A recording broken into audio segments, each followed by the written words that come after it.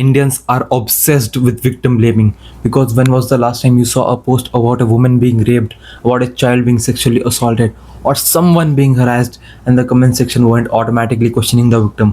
What was she wearing? Why was she alone? Where did she go? And suddenly the conversation stops being about the predator who committed the crime and suddenly shifts into a full-blown investigation into the victim's life. Because it's easy, right? It's easy to blame what's in front of you instead of demanding accountability, instead of demanding the punishment to the predator, instead of finding out who did it. It's harder to ask why are women so afraid to go out at night. It's harder to accept that the person who hurt the child is someone the family actually trusted. And this is where the victim blaming becomes dangerous because people genuinely think that they are giving advice.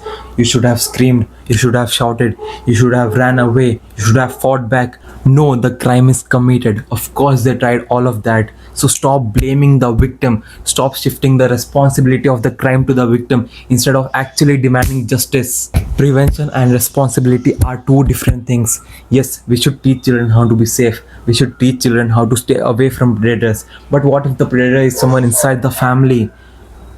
You can't just blame the victim. You can't just throw the responsibility onto them and expect that, oh, I'm just giving the advice. I am just looking out for you. No, you're not. You're just blaming the victim. And why do we demand such perfect decisions from the victims while expecting absolutely nothing from the predators? One wrong decision and everyone starts questioning them. Did you actually say no? Were you giving him hints? Were you asking for it? Were you asking for it? What kind of question is this? Why are you hurting the victim more instead of actually punishing the one who did it? And victim blaming doesn't only affect the victim, it affects everyone who has been assaulted in their life.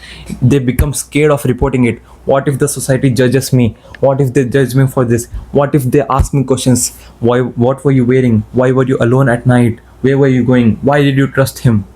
And victims are humans too. They are allowed to go out whenever they want to. They are allowed to dress however they want to. They are allowed to be friends with anyone. The victim's choices are not responsible for the predator's behavior. Why are we spending more time analyzing the victim's choices instead of demanding punishment against the perpetrators?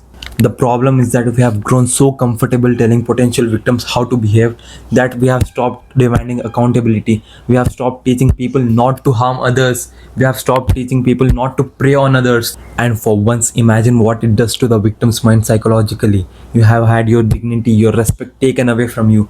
And when you finally find the courage to speak about it, thousands and thousands of people who weren't even there start questioning you. They put you on trial. Why were you there? Why were you alone with him? Why did you go out so late at night? What were you wearing?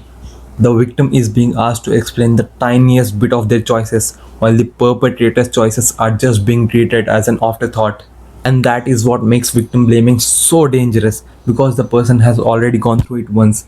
And why should they suffer again just because the society can't bring itself to hold the right person accountable?